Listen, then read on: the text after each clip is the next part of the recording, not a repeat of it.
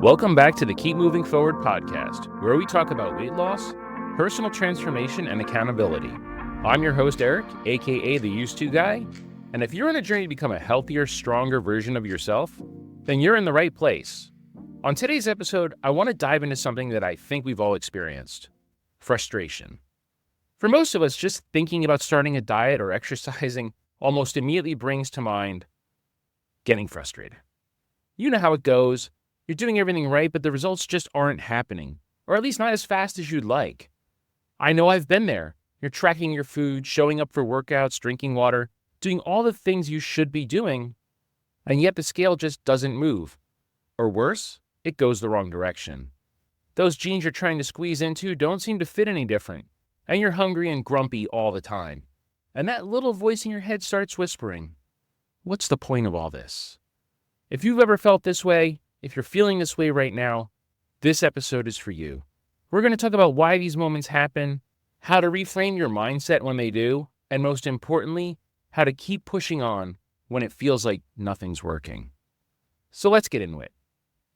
I think one of the biggest reasons we struggle with frustration is because we live in a culture of instant gratification. We've become used to getting what we want immediately. Almost anything we want, we can order on Amazon, and it shows up in a day. Heck, sometimes the same day, and you never had to leave your couch. Want something to eat? You don't even have to talk to a person anymore. You just tap a few buttons on your phone, and it's delivered right to your door. Need entertainment? It's streaming 24/7. No need to go to a movie theater or, gasp, a video store. By the way, for any listeners in their 20s, a video store was a place you went to rent videotapes or DVDs. You got to keep them for a few days, and then you had to return them. And in the days of VHS tapes, you had to return them rewound, or they charged you more. Fridays were all about trying to get a copy of the newest release before they were all rented, or if they were, hanging around in the store in the hopes that a copy was returned. I know, I'm a dinosaur, but thinking back, that was kind of cool. And what made it cool was the anticipation of knowing you were going to rent some movies and not knowing what you would get. But our current world is working hard to rewire our brains to move ever faster. The phone or computer on which you're likely listening to this podcast has almost 100,000 times more processing power than the computers used to launch Apollo 11. That's the rocket that landed the first men on the moon.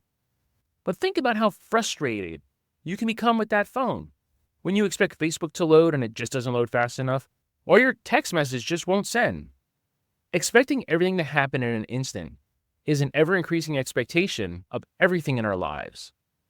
But here's the thing. Weight loss, and honestly most things requiring a large amount of commitment and effort, don't work like that. Real lasting change doesn't happen overnight.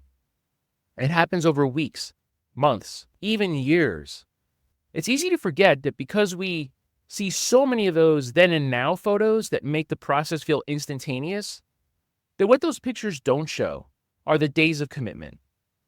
See, while our world wants to move faster and faster, our minds and bodies move at a much slower pace.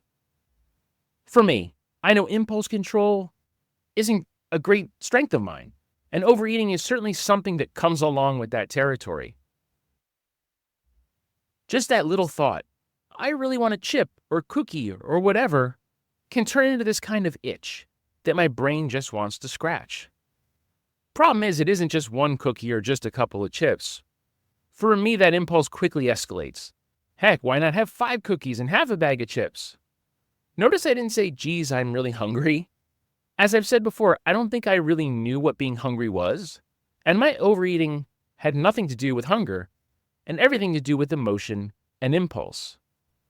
The accountability process I've put in place in my life certainly has helped me by providing barriers to curb my desires to just grab a cookie or stop at a drive-thru or a snack cabinet when I walk through the kitchen and just to eat a whole tube of Pringles. But really, that requires resetting mental expectations. It took time for those cravings to die down in me and to get a bit quieter. But eventually they did. And when those impulses rear their head, I remind myself that I'm going to have to record what I ate. And often that simple act of thinking about being accountable shuts it down. I will fully admit that getting comfortable in this practice took time and a lot of repetition. In the first year of my weight loss journey, I lost 100 pounds, which sounds impressive, right? But then it took me almost another year to lose the next 25. That second year was a completely different challenge. There was just less weight to lose. I had added in running, which built some muscle, so my weight actually went up, which didn't sit well at first. There were weeks where very little seemed to change, and I can understand how that could become frustrating. But looking back now, I know those weeks were just as important as the ones where I saw big results. Because this journey isn't about just the weight or the numbers on the scale. It's about changing deeply ingrained behaviors, both mental and physical, and those changes take time. It's pretty simple. Our minds and bodies aren't meant to respond to change at the same pace as the world around us. Making those lasting changes requires a different perspective. Here are 2 tips. Point 1. There's no shot clock on weight loss. I was going to use a baseball analogy here, but since they added the pitch clock, it doesn't really hold up, except to say that our modern world wants everything to move so much that even sports going back to 1876 have changed their rules to speed things up. By slowing things down and focusing on small, repeatable steps, you can avoid that frustration mindset that sabotages the efforts of so many. Point 2. Our bodies and minds take time to adapt. Most diet plans promise quick wins, and their commercials certainly make it seem possible. I'm sure there are programs that can get you to drop silly amounts of weight in short amounts of time, but here's the thing. I doubt very much that anyone who happens to succeed on those plans sustains that weight loss for any meaningful amount of time. Why? Because real change requires us to adapt to a new way of being, and that adaptation requires 3 things: repetition, time, and patience. Early on in my journey, it was pretty easy for me to define success. Each week I weighed in, and if the scale went down, yay, and if not, boo. I think I was lucky in those early days because I had so much weight to lose that the scale was really friendly to me for quite a while. But like everything, eventually the weight loss began to slow down, and with that, I had to find new ways to define progress and success. I've had weeks where I've done everything perfectly, but the scale didn't move. I'm sure you've had those as well, and it can be disheartening. A week of work for what? I get it. That sucks. But instead of feeling defeated, I encourage you to broaden your definition of what success can look like. Think about all the other ways progress shows up. If you're getting stronger, maybe you can lift heavier weights or run a little farther without stopping.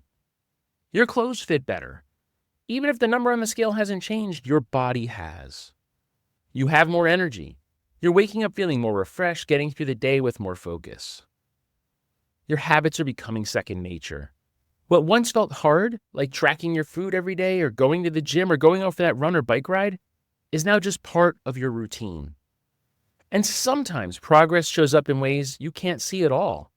Maybe your body's adjusting, rebuilding muscle, or recovering from stress. The point is, progress is still happening, even when you can't measure it in the numbers. Now let's talk about setbacks, because let's be honest, they're going to happen.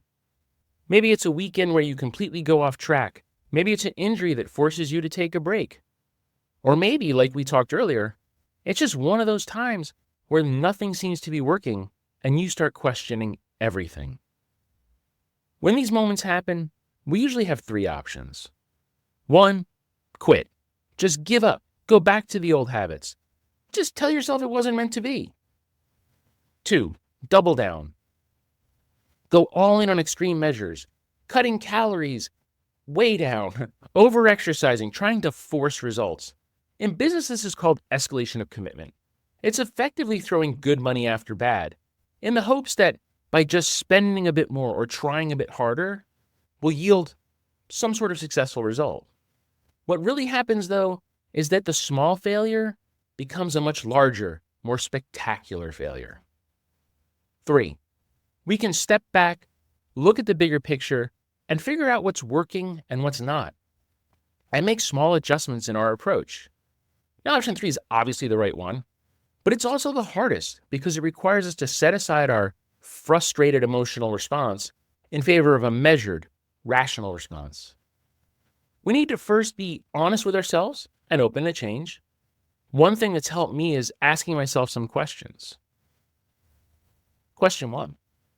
What's really causing this frustration?